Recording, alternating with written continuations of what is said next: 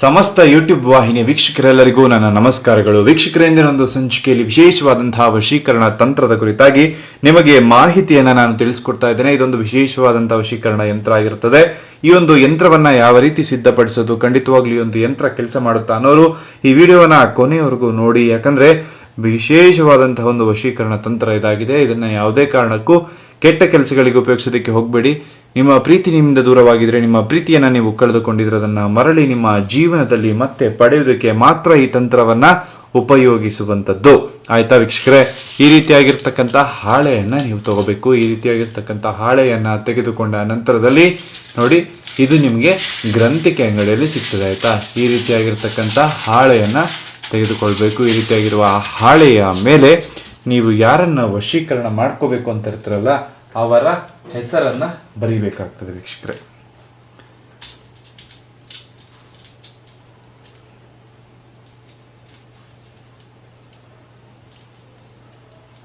ಅವರ ಹೆಸರನ್ನ ಅದರ ಮೇಲೆ ಬರೀಬೇಕಾಗುತ್ತೆ.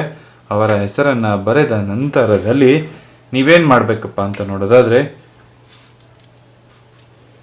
ಒಂದು ಪ್ಲಸ್ ಚಿಹ್ನೆ ಹಾಕಿ ನಿಮ್ಮ ಹೆಸರನ್ನು ಕೂಡ ಬರಿಬೇಕು. ಇಬ್ಬರ ಹೆಸರನ್ನ ಬರೆದ ನಂತರದಲ್ಲಿ ಕೆಳಗಡೆ ವಶೀಕರಣಂ ಅಂತ ಹೇಳಿ ಬರಬೇಕು. ಆಯ್ತಾ? ಆ ನಂತರದಲ್ಲಿ ಓಂ ನಮೋ ಸ್ವರ್ಣ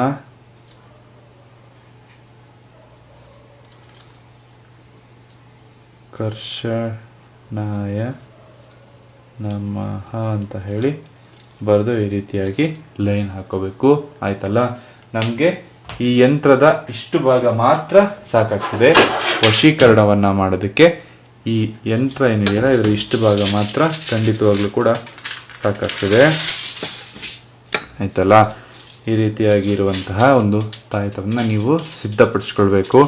ಇದನ್ನ ಈ ರೀತಿಯಾಗಿ ಸಿದ್ಧಪಡಿಸಿಕೊಂಡ ನಂತರದಲ್ಲಿ ಒಂದು ನಿಂಬೆ ಹಣ್ಣನ್ನು ತಗೋಬೇಕು. ಒಂದು ನಿಂಬೆ ಹಣ್ಣನ್ನು ತೆಗೆದುಕೊಂಡು ಅದನ್ನ ನೀವು ನಿಮ್ಮ ಬಲಗೈಯಲ್ಲಿ ಈ ರೀತಿಯಾಗಿ ಇಟ್ಕೊಳ್ಬೇಕು. ಈ ರೀತಿಯಾಗಿ ಅದನ್ನ ಇಟ್ಟುಕೊಳ್ಬೇಕು ವೀಕ್ಷಕರೇ. ಇಟ್ಟುಕೊಂಡ ನಂತರದಲ್ಲಿ ಅವರ ಹೆಸರನ್ನ ನೀವು ಹೇಳಬೇಕು. ಅವರ ಹೆಸರನ್ನ ನೀವು 3 ಬಾರಿ ಹೇಳಬೇಕು. ಯಾವ ರೀತಿ ಅಂದ್ರೆ, ಅವರ ಹೆಸರೇನಾದ್ರೂ ನೇತ್ರ ಅಂತ ಆಗಿದ್ರೆ ಅವರ ಹೆಸರನ್ನ ನೇತ್ರ ನೇತ್ರ ನೇತ್ರ ಅಂತ ಹೇಳಿ 3 ಬಾರಿ ನೀವು ಹೇಳುವಂಥದ್ದು. ಈ ರೀತಿಯಾಗಿ ನೇತ್ರ ಅಂತ ಹೇಳಿ 3 ಬಾರಿ ನೀವು ಹೇಳಬೇಕು. ಹೇಳಿದ ನಂತರದಲ್ಲಿ ಅದನ್ನ ಆ ಒಂದು ತಗಡಿನ ಮೇಲೆ ಇಡುವಂಥದ್ದು. ಅದನ್ನು ತಗಡಿನ ಮೇಲೆ ಇಡುವಂಥದ್ದು. ಈ ರೀತಿಯಾಗಿ ಇಟ್ಟುಕೊಂಡ ನಂತರದಲ್ಲಿ ಬಹಳ ವಿಶೇಷವಾಗಿ ನೀವು ಒಂದು ಕೆಲಸವನ್ನ ಮಾಡಬೇಕು. ಏನಪ್ಪಾ ಅಂತ ನೋಡೋದಾದ್ರೆ, ಒಂದು ಸ್ವಲ್ಪ ವಿಭೂತಿಯನ್ನ ತಗೊಳ್ಬೇಕು ವೀಕ್ಷಕರೇ. ಒಂದು ಸ್ವಲ್ಪ ವಿಭೂತಿಯನ್ನ ತೆಗೆದುಕೊಂಡ ನಂತರದಲ್ಲಿ ಆ ವಿಭೂತಿಯನ್ನ ಈ ನಿಂಬೆಯ ಮೇಲೆ ಈ ರೀತಿಯಾಗಿ ಹಾಕೋಬೇಕು. ಸ್ವಲ್ಪ ವಿಭೂತಿಯನ್ನ ನೋಡಿ ಈ ರೀತಿಯಾಗಿ ಹಾಕೋಬೇಕಾಯ್ತಾ? ಈ ರೀತಿಯಾಗಿ ಹಾಕೊಳ್ಬೇಕಾಗ್ತದೆ.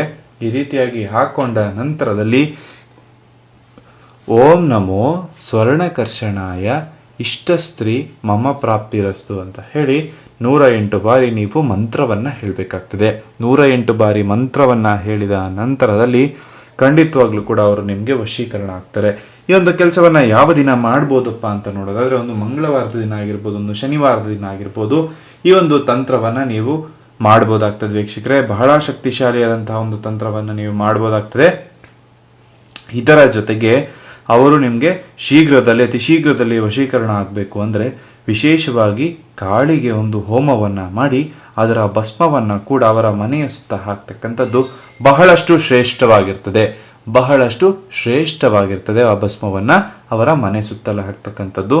ನಿಮಗೆ ಒಂದು ವಶೀಕರಣ ಮಾಡೋದಕ್ಕೆ ಗೊತ್ತಾಗ್ಲಿಲ್ಲ ಅಂದ್ರೆ ಖಂಡಿತವಾಗ್ಲೂ ಕೂಡ ನಮಗೆ ಒಂದು ಕರೆಯನ್ನ ಮಾಡುವ ಮೂಲಕ ನಾವು ನಿಮಗೆ ವಶೀಕರಣಕ್ಕೆ ಯಾವುದೇ ರೀತಿಯಾದಂತಹ ಕಷ್ಟವಿಲ್ಲದೆ ಒಂದು ವಶೀಕರಣವನ್ನ ನಿಮಗೆ ಮಾಡಿಕೊಡ್ತೇವೆ. ಅವರು ನೀವು ಹೇಳಿದ ಹಾಗೆ ಕೇಳಬೇಕು, ನೀವು ಕರದಲ್ಲಿಗೆ ಬರಬೇಕು. ಆ ರೀತಿಯಾದಂತಹ ಒಂದು ಶಕ್ತಿಶಾಲಿ ವಶೀಕರಣ ತಂತ್ರವನ್ನ ನಿಮಗೆ ನಾನು ತಿಳಿಸ್ಕೊಡ್ತಾ ಇದ್ದೇನೆ. ಒಂದು ಖಂಡಿತವಾಗ್ಲೂ ಕೂಡ ಒಂದು ವಶೀಕರಣವನ್ನ ಯಾವುದೇ ಕೆಟ್ಟ ಕೆಲಸಗಳಿಗೆ ಉಪಯೋಗಿಸೋದಕ್ಕೆ ಹೋಗಬೇಡಿ. ನಿಮ್ಮ ಪ್ರೀತಿ ನಿಮ್ಮಿಂದ ದೂರವಾಗಿದ್ರೆ, ನಿಮ್ಮ ಪ್ರೀತಿಯನ್ನ ನೀವು ಕಳೆದುಕೊಂಡಿದ್ರೆ ಅದನ್ನ ಮತ್ತೆ ನಿಮ್ಮ ಜೀವನದಲ್ಲಿ ಪಡೆದುಕೊಳ್ಳಲಿಕ್ಕೆ ಮಾತ್ರ ಅದನ್ನ ಉಪಯೋಗಿಸಿಕೊಳ್ಳಿ ವೀಕ್ಷಕರೇ. ಎಲ್ಲರಿಗೂ ಒಳ್ಳೆಯದಾಗಲಿ, ಎಲ್ಲರಿಗೂ ಶುಭವಾಗಲಿ. ಸರ್ವೇ ಜನ ಸುಖಿನೋ ಭವಂತು. ನಮಸ್ಕಾರ.